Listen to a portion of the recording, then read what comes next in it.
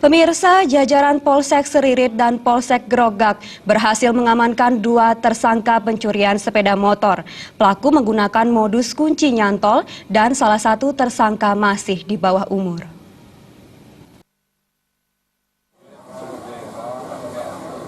Kadek YB tidak berkutik setelah Satuan Reskrim Polsek Seririt membekuknya di wilayah Seririt. Kadek YB yang masih berumur 16 tahun terbukti mencuri motor Jupiter MX milik orang tuanya dan langsung menggadekannya di wilayah Seririt. Uniknya lagi, tersangka mengaku motor yang dibawanya dikabarkan hilang. Orang tuanya pun melaporkan kejadian tersebut kepada Polsek Seririt. Hasilnya sang penggadai ditemukan dan memberitahukan bahwa motor tersebut digadaikan oleh anaknya sendiri. Sementara itu, Polsek Grogak juga berhasil melakukan penangkapan pencurian di wilayah Desa Sumberkimo.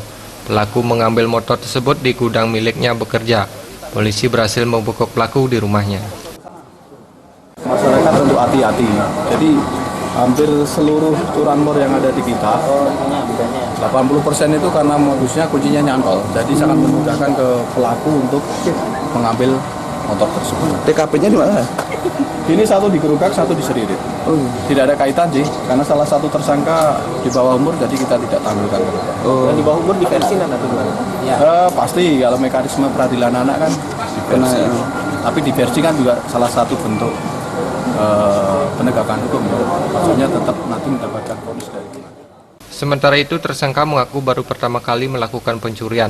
Hal tersebut dilakukan karena desakan ekonomi. Di gudang, itu modusnya gimana? Ada kuncinya tidak? Langsung ambil aja gitu.